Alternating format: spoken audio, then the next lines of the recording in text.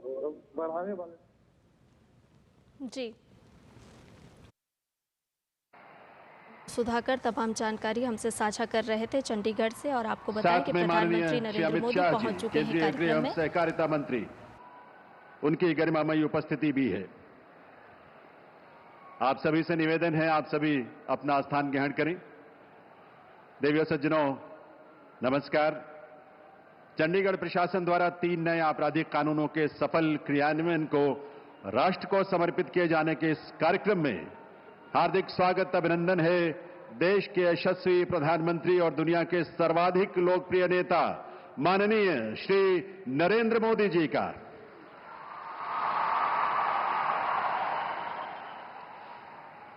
देवियों सज्जनों, देश में औपनिवेशिक शासन के दौरान स्वाधीनता के स्वरों को दबाने के लिए, कुचलने के लिए विदेशी शासकों द्वारा देश में जिन आपराधिक कानूनों को लागू किया गया था, देश की स्वतंत्रता के बाद भी वैसे कानूनों का लागू रहना या उनके आधार पर बनाए गए आपराधिक कानूनों का क्रियान्वयन एक दुर्भाग्यपूर्ण स्थिति थी।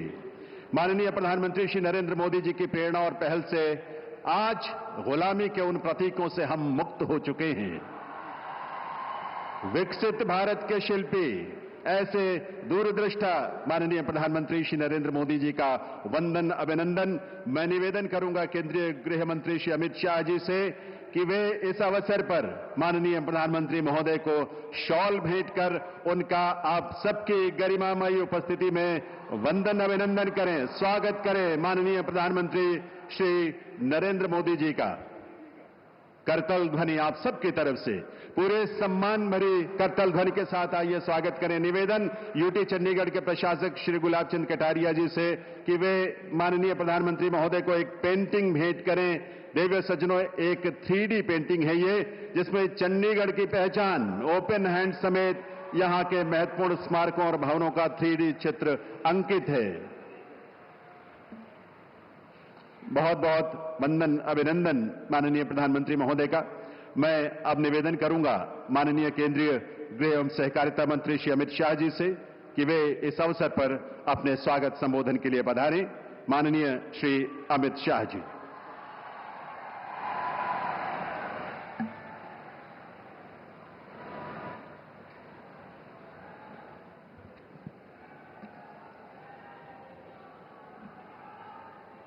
आज के इस ऐतिहासिक कार्यक्रम में मंच पर उपस्थित देश के सम्माननीय प्रधानमंत्री श्रीमान नरेंद्र मोदी जी,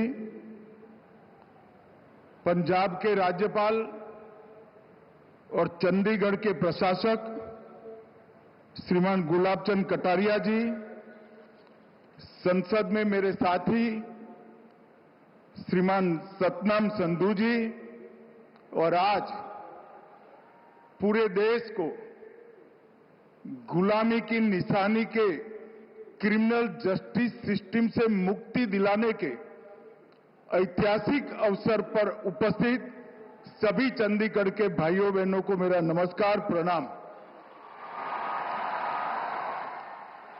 भाइयों बहनों, आज देश की आपराधिक कानून प्रणाली के लिए एक स्वर्णिम अवसर है। आज यह दिन हमारी क्रिमिनल जस्टिस सिस्टम में सुवर्ण अक्षरों से अंकित किया जाएगा, क्योंकि आज ही भारतीय न्याय संहिता, भारतीय नागरिक सुरक्षा संहिता और भारतीय साक्ष्य अधिनियम को पूर्णतया इंप्लीमेंट करने वाला देश का सबसे पहला यूनिट हमारा चंडीगढ़ बनने जा रहा है। इसलिए चंडीगढ़ वालों को बहुत बहुत बधाई। क्रिमिनल जस्टिस सिस्टम के पांचों स्तंभ, पुलिस, जेल, न्यायपालिका, अभियोजन मतलब प्रोसिक्यूशन और एफएसएल, इसकी संपूर्ण रूप से आधुनिकीकरण करने के साथ आधुनिक कानूनों से लैस करने का काम समाप्त हो चुका है।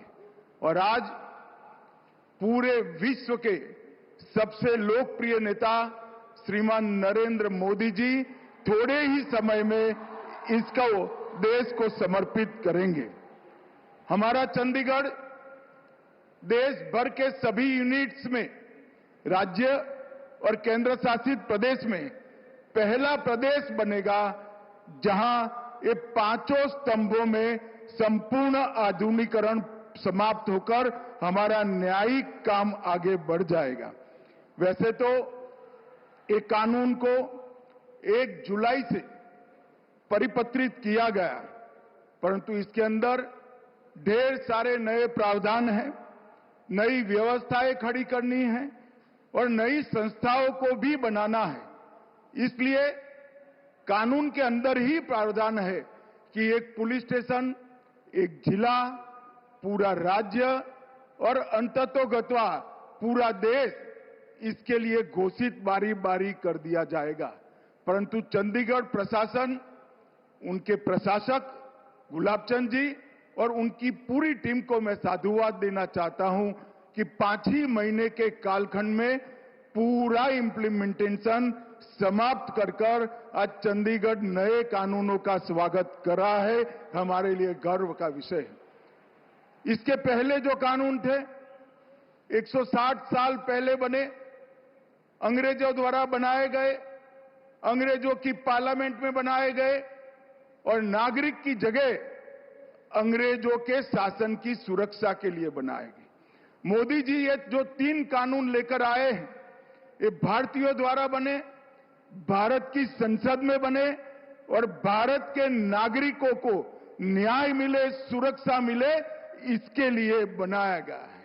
प्रधानमंत्री जी ने एक आग्रह रखा था सरकार के सभी विभागों के सामने कि हमारे प्रशासन में से गुलामी के सभी चिन्हों को समाप्त कर नए भारत की सोच को प्रत्यापित करना चाहिए। और मुझे बड़ा संतोष है कि देश की 140 करोड़ जनता की सुरक्षा, सम्मान और उनके संविधानदत्त अधिकारों की रक्षा करने वाली सिस्टम, हमारी आपराधिक न्याय प्रणाली अब पूर्णतया भारतीय आज से बन गई है और भारत के लोगों के बनाए हुए कानून से आप सबको न्याय मिलने वाला है। इसमें दंड की कोई जगह नहीं है, न्याय मिलना है। इससे किसी भी एफआईआर को मैं आपको विश्वास के साथ कहता हूं 3 साल में एक पूरे देश भर के हर यूनिट में इसका इंप्लीमेंटेशन हो जाएगा।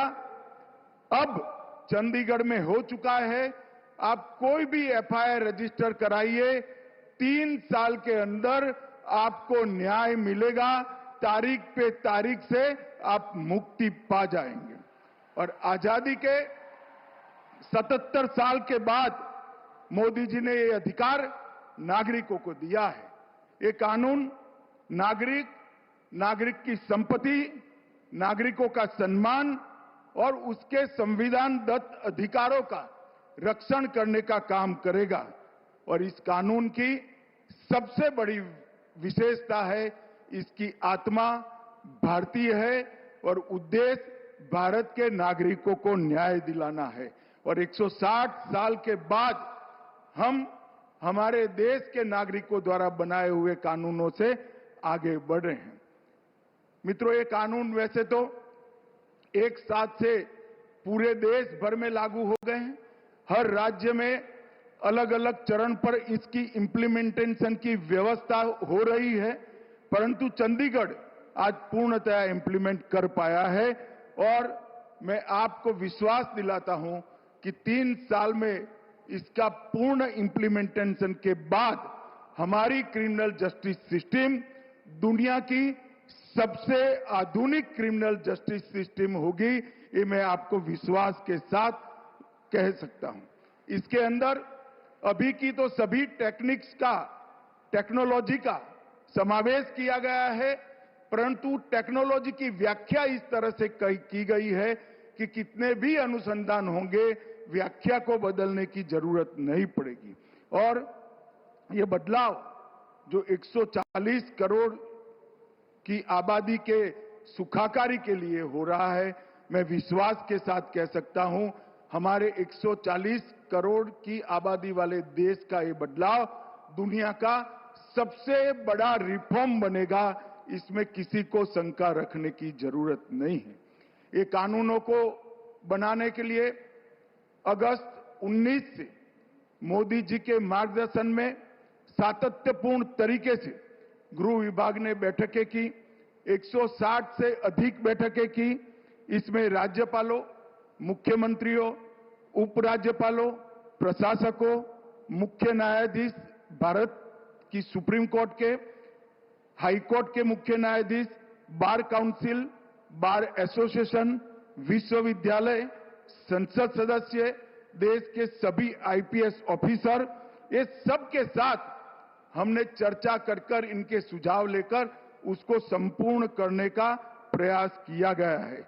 और ये 4 साल जो लगे, ये 4 साल में अनेक स्तर पर दुनिया भर की आधुनिक तकनीक का और आधुनिक प्रावधानों का भी स्टडी किया गया है। लगभग 43 देशों के क्रिमिनल जस्टिस सिस्टम की हमने अभ्यास कर अपने कानून को बनाने का काम किया है। और ये कानून जब से इंप्लीमेंट करने का नोटिफिकेशन हुआ तब से अब तक लगभग 11,34,698 अलग अलग ऑफिसर्स की ट्रेनिंग करने का काम भी हमने किया है। ये कानूनों में तकनीक तो है ही है, एफएसएल को भी कंपलसरी किया गया है और आपके अधिकारों की सुरक्षा के लिए भी कई जगह पर प्रावधान जोड़े गए हैं।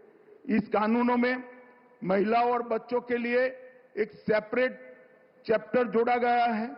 आतंकवाद और संगठित अपराध की अब तक कोई व्याख्या नहीं थी, जिसका आतंकवादियों को फायदा होता था। आतंकवाद और संगठित अपराध को व्याख्याहित किया गया है। हर एफआईआर रजिस्टर करने वाले नागरिक को 90 दिन में पुलिस को प्रोग्रेस रिपोर्ट कंपलसरी कर दिया गया है। ई-एफआईआर और जीरो एफआईआर के माध्यम से आपको एफआईआर कराने के लिए थाने पर जाने की जरूरत नहीं है।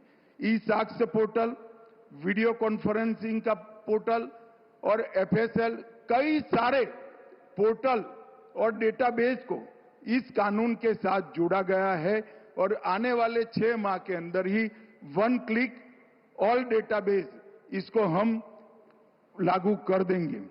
Inter operable criminal justice system ICJS के माध्यम से पुलिस, न्यायपालिका, फोरेंसिक, प्रोसिक्यूशन और जेल, ये सब के अंदर एक ई वार्ता की सुविधा चंडीगढ़ में समाप्त हो गई है और जो भगोड़े हैं उनको भी ट्रायल इन एब्सेंसिया से अब दंडित किया जाएगा।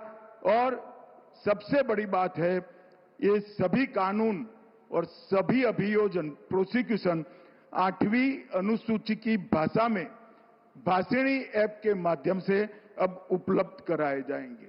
भ्रष्टाचार को कम करने के लिए डायरेक्टर ऑफ प्रोसिक्यूशन का काम पद का सृजन किया गया है और वर्षों से जो राजद्रोह का प्रावधान था उसको बदलकर अब देशद्रोह ने इसका स्थान लिया है। अब तक लगभग 11 लाख से ज्यादा एफआईआर हुई है। चंडीगढ़ वालों को बताने में मुझे आनंद है कि 4 ही महीने के प्रैक्टिकल 4 ही महीने के समय के अंदर उसमें से 9,500 केसों का जजमेंट आ गया है और उसका दोष सिद्धि का दर 85% से ज्यादा है। अभी हमारा दोष सिद्धि का दर 58% पर है। यही बताता है कि कानून आने के बाद कम समय में न्याय मिलेगा, दोष सिद्धि ज्यादा होगी, जिससे गुनाह का प्रमाण भी प्रतिशत भी नीचे आएगा। मैं फिर से एक बार प्रधानमंत्री जी का गृह मंत्रालय की ओर से सातत्यपूर्ण तरीके से मार्गदर्शन करने के लिए और उनके इतने लंबे सार्वजनिक जीवन का निचोड़ गृह मंत्रालय को एक कानून बनाने के लिए हमें मार्गदर्शन में मिला। इसके कारण एक कानून अपने आप में एक प्रकार से संपूर्ण बन चुके हैं। मैं चंडीगढ़ के प्रशासक और प्रशासन को भी बहुत बहुत बधाई देना चाहता हूं कि इतने कम समय में हर पुलिस स्टेशन, हर कोर्ट, एफएसएल, जेल और सारे सरकारी वकीलों की ऑफिस को आपने इसके साथ जोड़ा है। ये अभिनंदनीय है। और आज बड़े हर्ष के साथ मैं कहना चाहता हूं, अभी थोड़ी ही देर में मोदी जी इन कानूनों को चंडीगढ़ की जनता को अपने वक्तव्य के द्वारा उपलब्ध कराएंगे और चंडीगढ़ पहला राज्य होगा जो नए भारत के नए कानूनों का पूर्ण रूप से स्वागत करेगा। सभी को बहुत बहुत बधाई और धन्यवाद।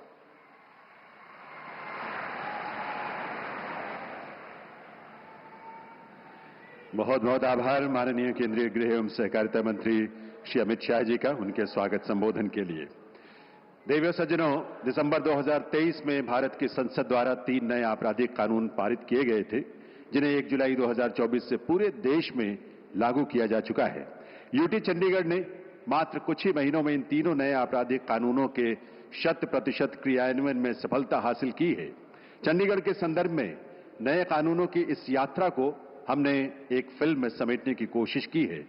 आइए देखते हैं ये फिल्म।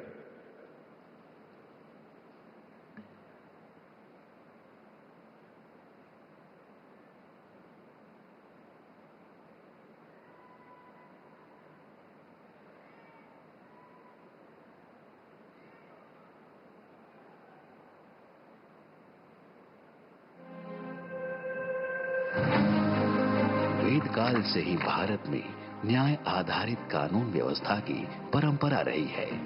चाणक्य नीति भी इसकी पुष्टि करती है, जिसमें चाणक्य कहते हैं कि राजा हमेशा नियम और सत्य को देखकर ही न्याय करता है। लेकिन भारत के न्याय आधारित कानून का स्वरूप गुलामी के दौर में दंड आधारित हो गया। वर्ष 2024 दिन 1 जुलाई 7 दशकों से लंबे स्वतंत्र भारत की प्रगति यात्रा का एक ऐतिहासिक दिन, जो भारत द्वारा अंग्रेजों के समय से चले आ रहे दंड आधारित कानूनों को हटाकर अपनी संसद द्वारा राष्ट्रहित में पारित 3 नए कानूनों को देश में लागू कर दिया गया। भारतीय न्याय संहिता, भारतीय नागरिक सुरक्षा संहिता और भारतीय साक्ष्य अधिनियम। भारत के इन 3 नए कानूनों में आधुनिक तकनीक के उपयोग को बढ़ावा दिया गया है एवं महिलाओं, बच्चों और अन्य नागरिकों की सुरक्षा के साथ तेज न्याय पर जोर दिया गया है। आजादी के इतने दशक बाद गुलामी की मानसिकता से उभरते हुए देश ने इंडियन पिनल कोड की जगह भारतीय न्याय संहिता को एडॉप्ट किया है। विकसित भारत की आकांक्षाओं के अनुकूल इन नए कानूनों में दंड नहीं बल्कि न्याय की प्रधानता है। महिलाओं और बच्चों के विरुद्ध अपराध के लिए कठोर प्रावधान है।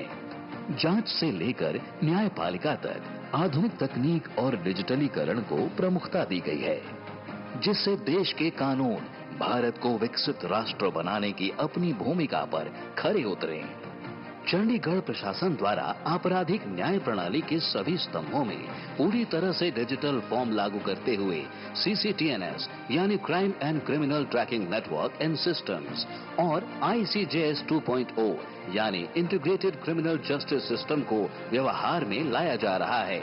इस प्रक्रिया में आपराधिक न्याय प्रणाली के सभी स्तंभों का न्याय सेतु द्वारा सीमलेस एकीकरण किया गया है, जिससे सारी जानकारियां एक डैशबोर्ड पर रियल टाइम में उपलब्ध हो जाती हैं। इससे चंडीगढ़ प्रशासन के अधिकारियों को अब केस की पूरी जानकारी बस एक क्लिक के माध्यम से मिल जाती है। साथ ही चंडीगढ़ पुलिस ने ई-साक्ष्य, ई-समन और न्याय श्रुति नामक 3 अन्य डिजिटल नवाचारों को लागू करने की पहल की है, जिससे प्रशासनिक कार्यवाही और भी निष्पक्ष, सुलभ एवं पारदर्शी बनाई जा रही है।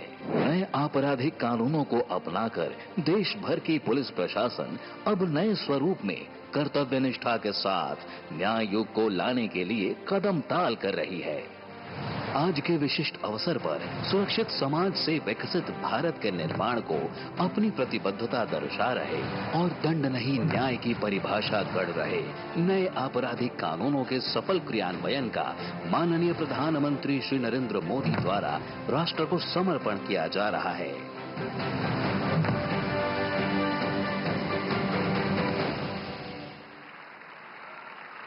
आप सभी को इस उपलब्धि की बहुत बहुत बधाई।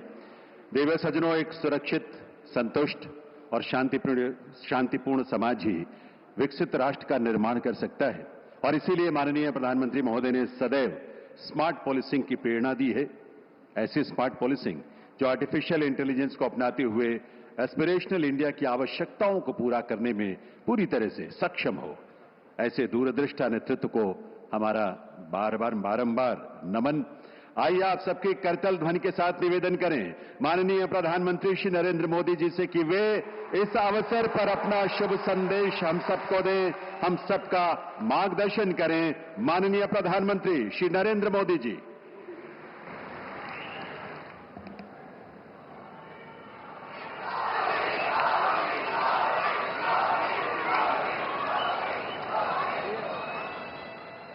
केंद्रीय मंत्रिमंडल में मेरे साथी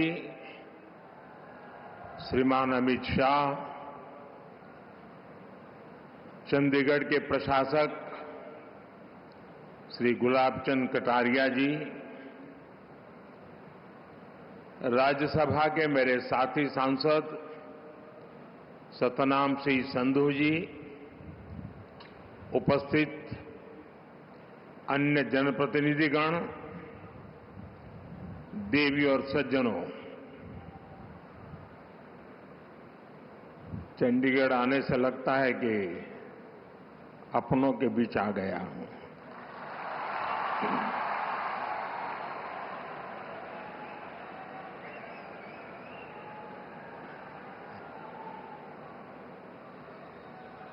चंडीगढ़ की पहचान शक्ति स्वरूपा मां चंडी का नाम से जुड़ी है। मां चंडी यानी शक्ति का वह स्वरूप जिससे सत्य और न्याय की स्थापना होती है। यही भावना भारतीय न्याय संहिता,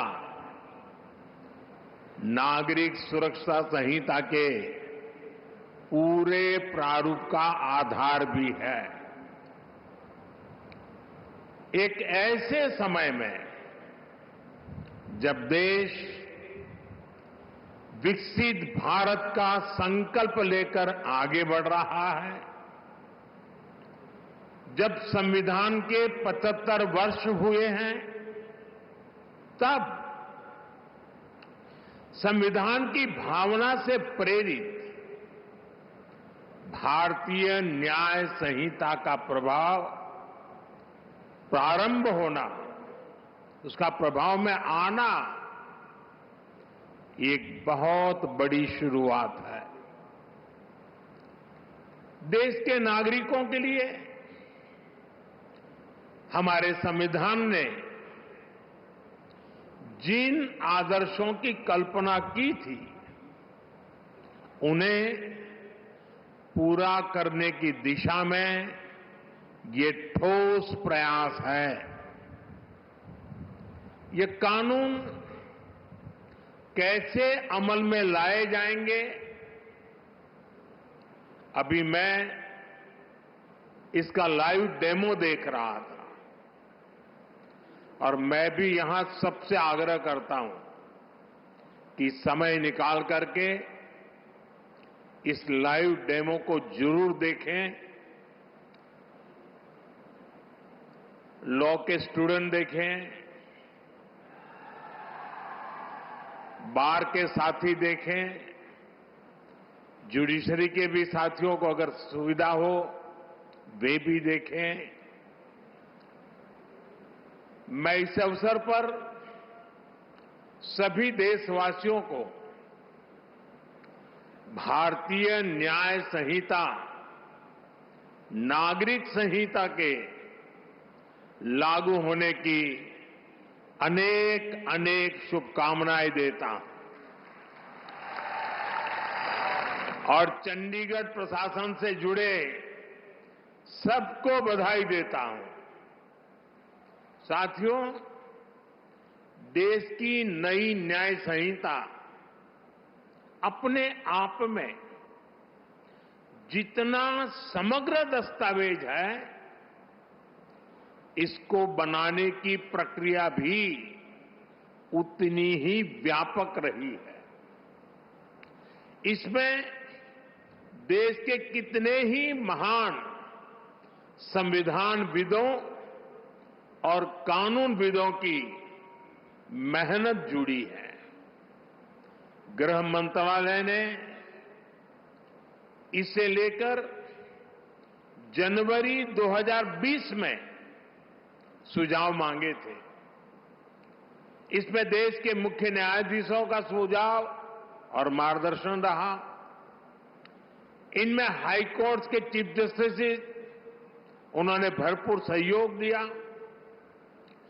देश का supreme court, 16 high court, judicial academies, अनेकों लॉ इंस्टीट्यूशंस, सिविल सोसाइटी के लोग, अन्य बुद्धिजीवी, इन सब ने वर्षों तक मंथन किया, संवाद किया, अपने अनुभवों को पिरोया। आधुनिक परिप्रेक्ष्य में देश की जरूरतों पर चर्चा की गई। आजादी के 7 दशकों में न्याय व्यवस्था के सामने जो चैलेंजेज आए, उन पर गहन मंथन किया गया। हर कानून का व्यवहारिक पक्ष देखा गया, फ्यूचरिस्टिक पैरामीटर्स पर उसे कसा गया। तब भारतीय न्याय संहिता अपने इस स्वरूप में हमारे सामने आई है। मैं इसके लिए देश के सुप्रीम कोर्ट का, ऑनरेबल जजेस का, देश की सभी हाई कोर्ट्स का, विशेषकर हरियाणा पंजाब हाई कोर्ट का मैं विशेष आभार प्रकट करता हूं। मैं बार का भी धन्यवाद करता हूं कि जिन्होंने आगे आकर इस न्याय संहिता की ओनरशिप ली है। बार के सभी साथी बहुत बहुत अभिनंदन के अधिकारी हैं। मुझे भरोसा है सबके सहयोग से बनी भारत की ये न्याय संहिता भारत की न्याय यात्रा में मील का पत्थर साबित होगी। साथियों, हमारे देश ने 1947 में आजादी हासिल की थी। आप कल्पना करिए, सदियों की गुलामी के बाद जब हमारा देश आजाद हुआ, पीढ़ियों के इंतजार के बाद, लक्षावधि लोगों के बलिदानों के बाद जब आजादी की सुबह आई, तब कैसे कैसे सपने थे, देश में कितना उत्साह था। देशवासियों ने भी सोचा था अंग्रेज गए हैं तो अंग्रेजी कानूनों से भी मुक्ति मिलेगी। अंग्रेजों के अत्याचार का, उनके शोषण का जरिया ये कानून ही तो थे।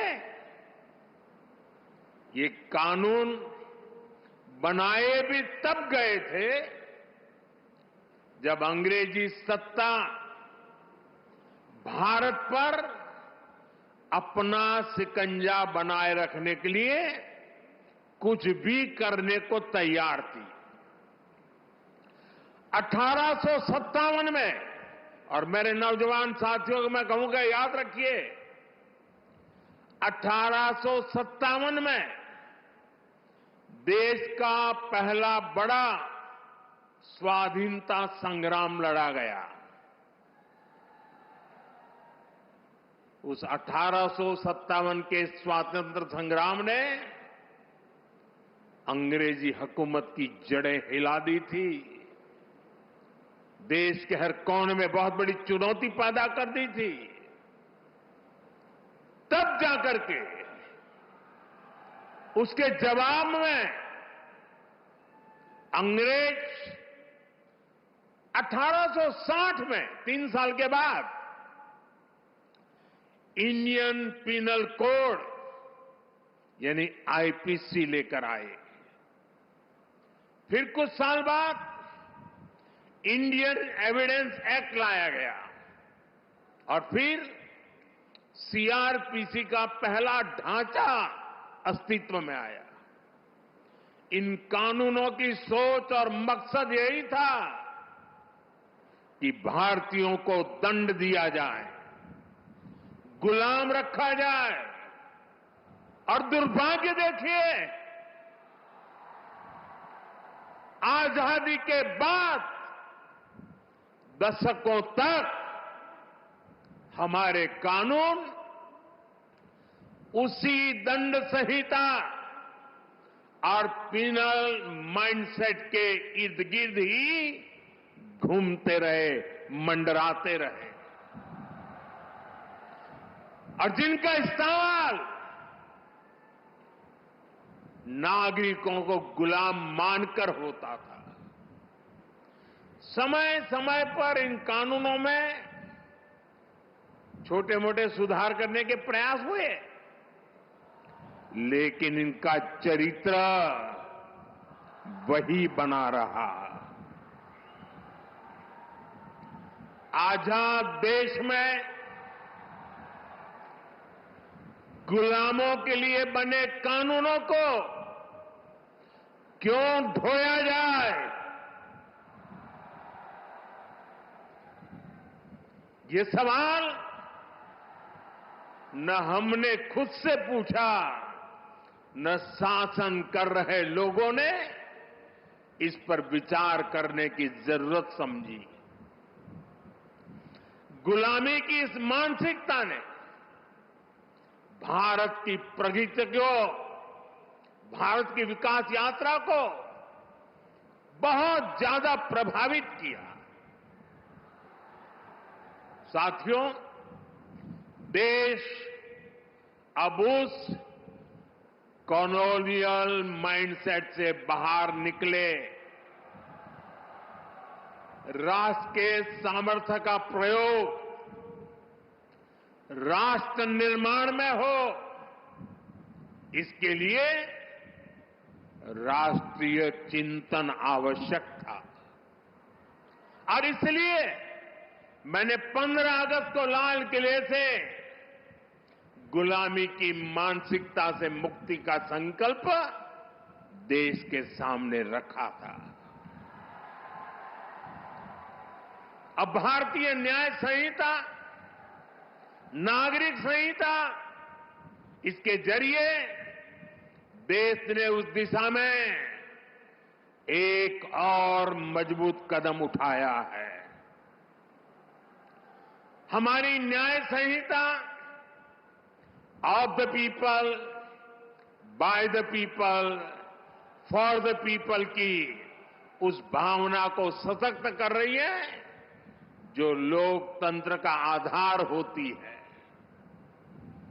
साथियों, न्याय संहिता समानता, समरसता और सामाजिक न्याय के विचारों से बुनी गई है।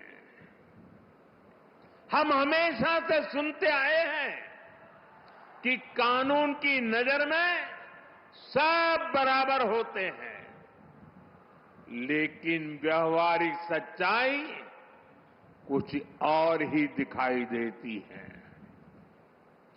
गरीब, कमजोर व्यक्ति कानून के नाम से डरता था।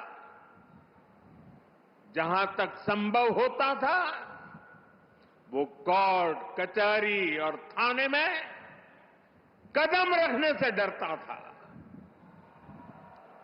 अब भारतीय न्याय संहिता समाज के इस मनोविज्ञान को बदलने का काम करेगी। उसे भरोसा होगा कि देश का कानून समानता की, इक्वालिटी की गारंटी है।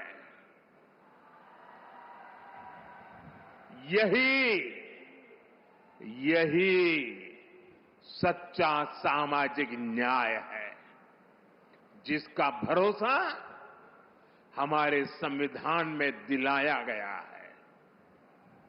साथियों, भारतीय न्याय संहिता, भारतीय नागरिक सुरक्षा संहिता हर पीड़ित के प्रति संवेदनशीलता से परिपूर्ण है। देश के नागरिकों को इसकी बारीकियों का पता चलना, ये भी उतना ही आवश्यक है। इसलिए मैं चाहूंगा, आज यहां चंडीगढ़ में दिखाए लाइव डेमो को हर राज्य की पुलिस को अपने यहां प्रचारित प्रसारित करना चाहिए। जैसे शिकायत के 90 दिनों के भीतर पीड़ित को केस की प्रगति से संबंधित जानकारी देनी होगी।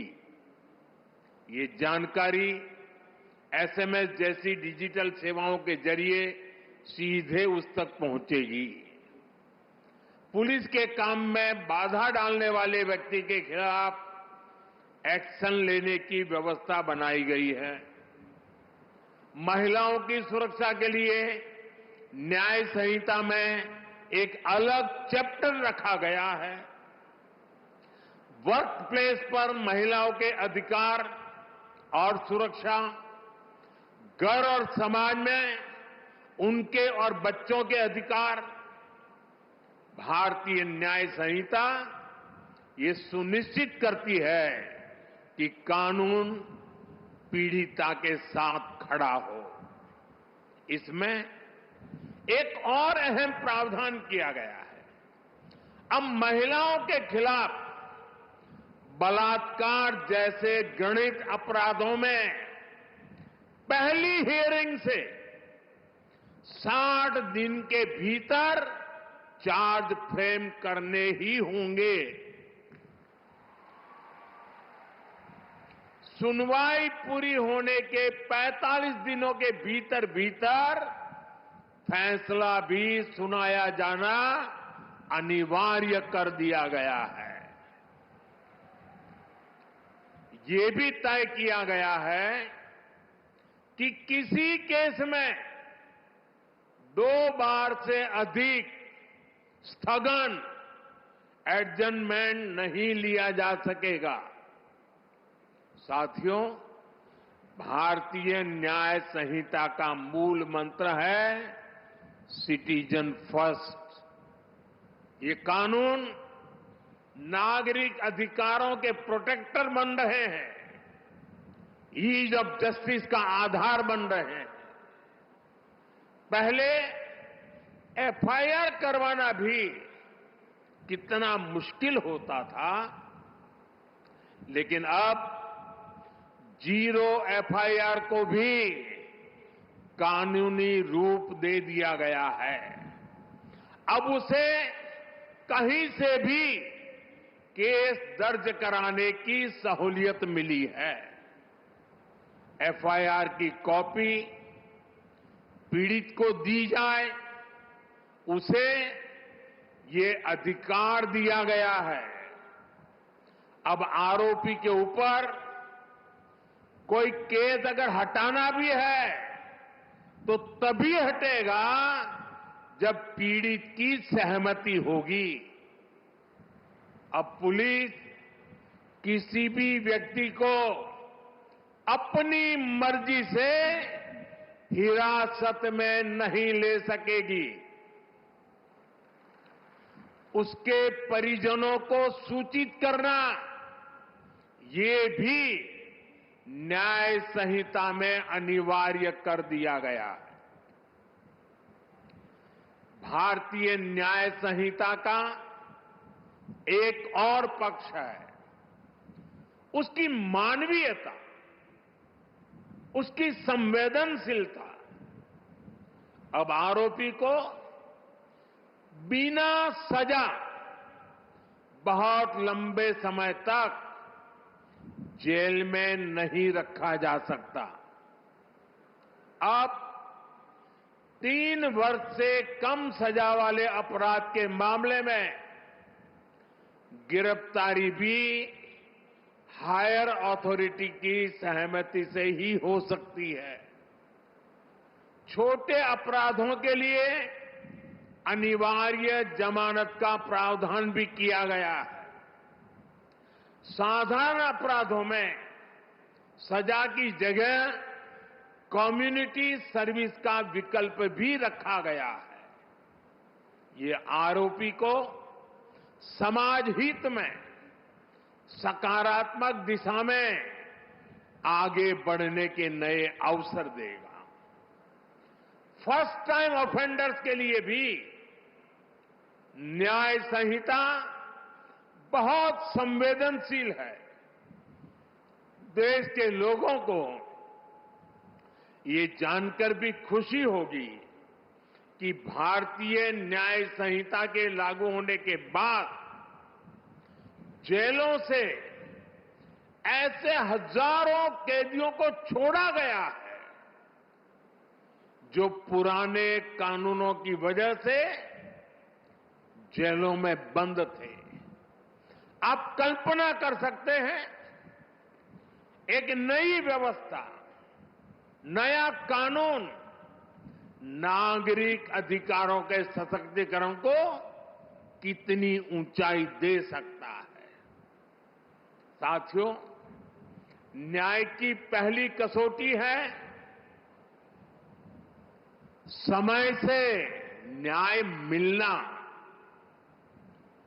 हम सब बोलते और सुनते भी आए हैं, जस्टिस डिलेड, जस्टिस डिनाइड।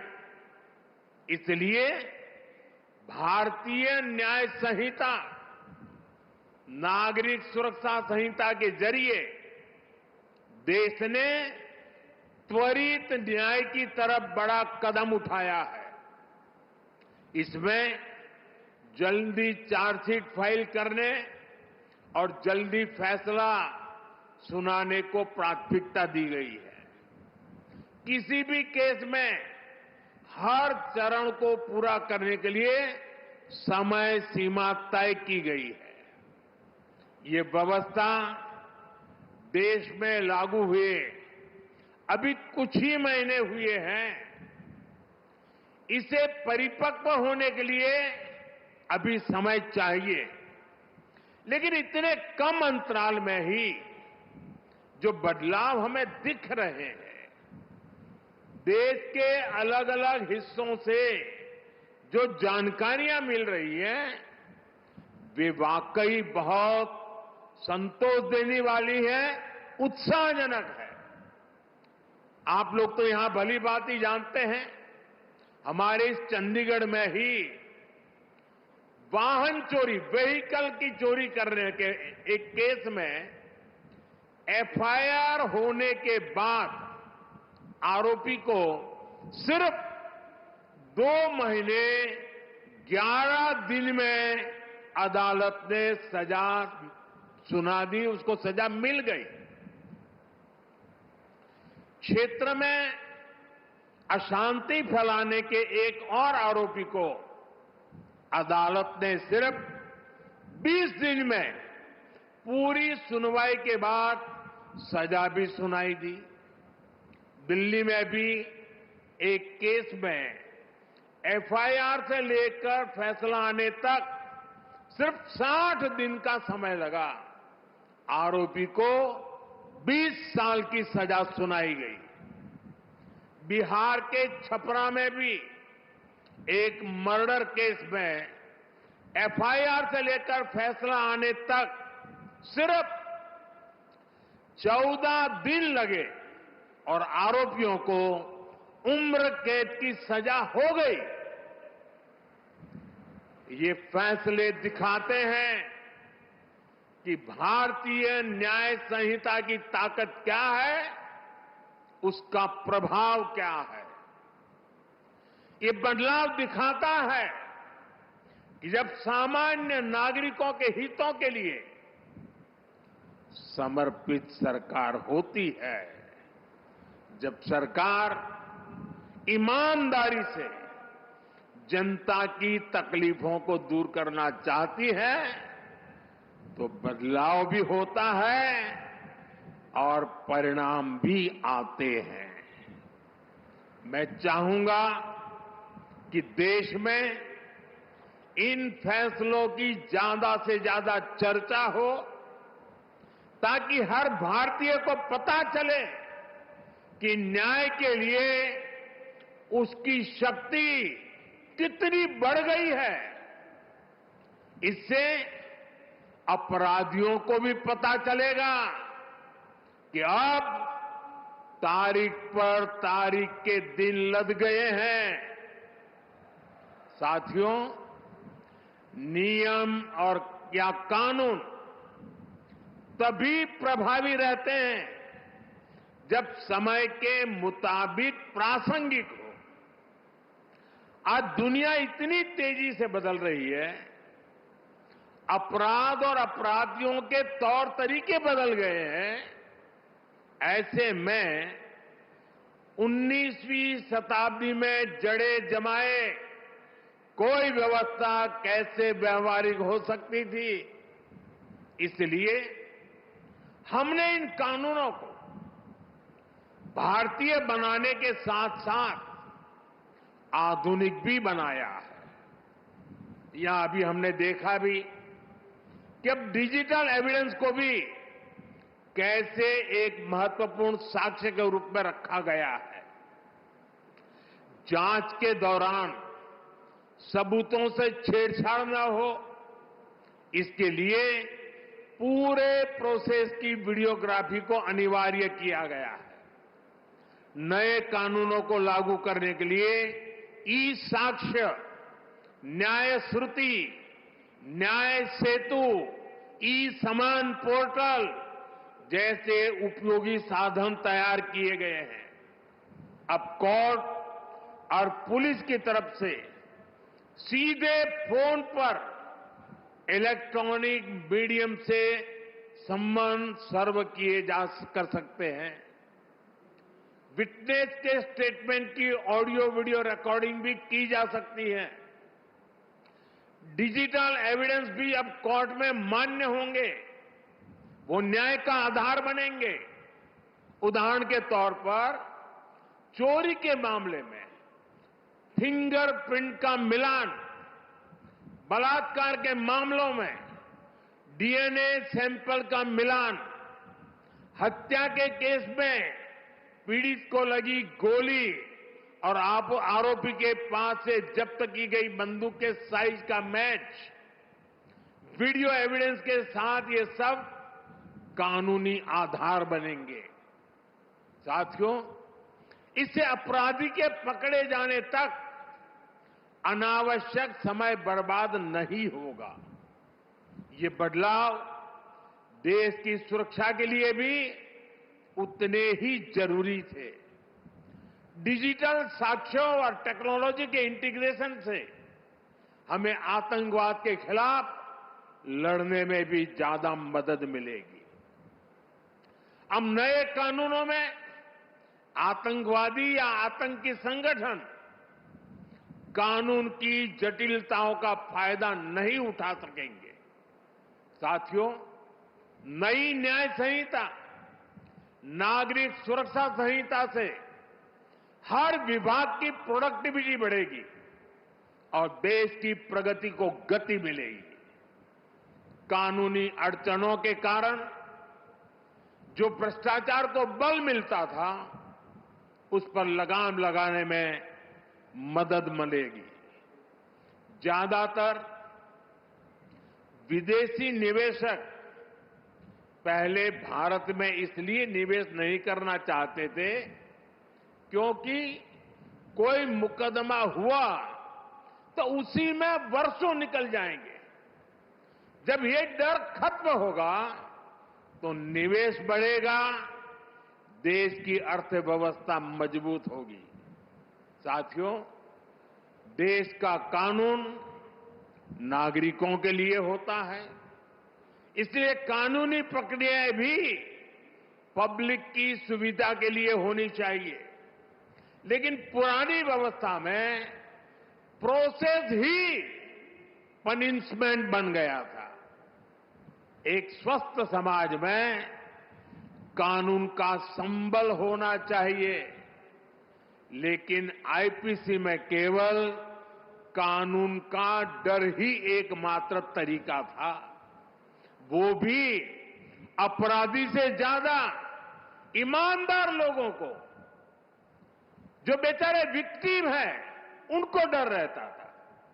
यहां तक कि सड़क पर किसी का एक्सीडेंट हो जाए तो लोग मदद करने से घबराते थे।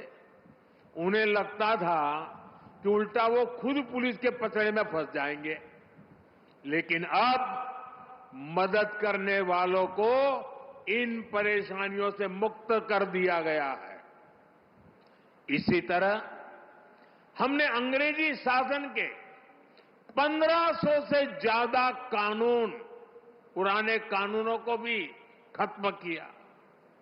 जब ये कानून खत्म हुए तब लोगों को हैरानी हुई थी कि क्या देश में ऐसे ऐसे कानून हम ढो रहे थे, ऐसे ऐसे कानून बने थे। साथियों, हमारे देश में कानून नागरिक सशक्तिकरण का माध्यम बने, इसके लिए हम सबको अपना नजरिया व्यापक बनाना चाहिए। ये बात मैं इसलिए कह रहा हूं क्योंकि हमारे यहां कुछ कानूनों की तो खूब चर्चा हो जाती है, चर्चा होनी भी चाहिए, लेकिन कई अहम कानून हमारे विमर्श से वंचित रह जाते हैं। जैसे आर्टिकल 370 हटा, इस पर खूब बात हुई। 3 तलाक पर कानून आया, उसकी खूब चर्चा हुई। इन दिनों वक्फ बोर्ड से जुड़े कानून पर बहस चल रही है। हमें चाहिए हम इतना ही महत्वपूर्ण उन कानूनों को भी दें जो नागरिकों की गरिमा और स्वाभिमान बढ़ाने के लिए बने हैं। अब जैसे आज अंतर्राष्ट्रीय दिव्यांग दिवस है, देश के दिव्यांग हमारे ही परिवार के सदस्य हैं, लेकिन पुराने कानूनों में दिव्यांगों को किस कैटेगरी में रखा गया था? दिव्यांगों के लिए ऐसे ऐसे अपमानजनक शब्दों का प्रयोग किया गया था जिन्हें कोई भी सभ्य समाज स्वीकार नहीं कर सकता। हमने ही सबसे पहले इस वर्ग को दिव्यांग कहना शुरू किया। उन्हें कमजोर फील कराने वाले शब्दों से छुटकारा दिया। 2016 में हमने rights of persons with disabilities act लागू करवाया। ये केवल दिव्यांगों से जुड़ा कानून नहीं था, ये समाज को और ज्यादा संवेदनशील बनाने का अभियान भी था। नारी शक्ति वंदन अधिनियम अभी इतने बड़े बदलाव की नींव रखने जा रहा है। इसी तरह ट्रांसजेंडर से जुड़े कानून, मीडिएशन एक्ट, जीएसटी एक्ट, ऐसे कितने ही कानून बने हैं जिन पर सकारात्मक चर्चा आवश्यक है। साथियों, किसी भी देश की ताकत उसके नागरिक होते हैं और देश का कानून नागरिकों की ताकत होता है। इसलिए जब भी कोई बात होती है तो लोग गर्व से कहते हैं कि I am a law abiding citizen. कानून के प्रति नागरिकों की ये निष्ठा राष्ट्र की बहुत बड़ी पूंजी होती है। ये पूंजी कम न हो, देशवासियों का विश्वास बिखरे ना, ये हम सबकी सामूहिक जिम्मेदारी है। इसलिए मैं चाहता हूं कि हर विभाग, हर एजेंसी, हर अधिकारी और हर पुलिसकर्मी नए प्रावधानों को जाने, उनकी भावना को समझे।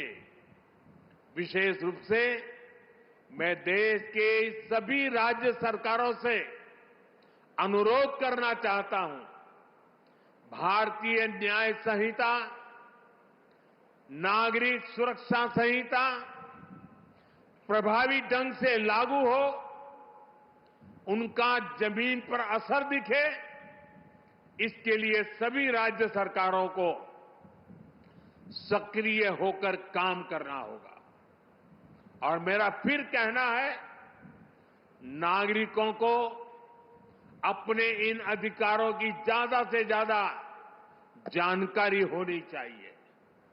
हमें मिलकर इसके लिए प्रयास करना है, क्योंकि ये जितना प्रभावी तरीके से लागू होंगे, हम देश को उतना ही बेहतर भविष्य दे पाएंगे। ये भविष्य आपके भी और आपके बच्चों का भी जीवन तय करने वाला है, आपके सर्विस सेटिस्फैक्शन को तय करने वाला है। मुझे विश्वास है हम सब मिलकर इस दिशा में काम करेंगे, राष्ट्र निर्माण में अपनी भूमिका बढ़ाएंगे। इसी के साथ आप सभी को, सभी देशवासियों को एक बार फिर भारतीय न्याय संहिता, नागरिक सुरक्षा संहिता की बहुत बहुत शुभकामनाएं देता हूं और चंडीगढ़ का ये शानदार माहौल, आपका प्यार, आपका उत्साह, उसको सलाम करते हुए मेरी वाणी को विराम देता हूं। बहुत बहुत धन्यवाद। बहुत बहुत आभार माननीय प्रधानमंत्री श्री नरेंद्र मोदी जी का, उनके प्रेरक संबोधन के लिए, उनके सारगर्भित संबोधन के लिए। महोदय, आपके चिंतन के केंद्र में सदैव राष्ट्र, राष्ट्र हित और इस देश की 140 करोड़ जनता का हित रहता है। तभी ऐसी सोच जन्म लेती है, तभी ये सोच साकार भी होती है, तभी लोकहित और लोक कल्याण शासन का आधार बनता है। आप सबके करतल ध्वनि के साथ आइए, हृदय से आभार व्यक्त करें इस देश के यशस्वी प्रधानमंत्री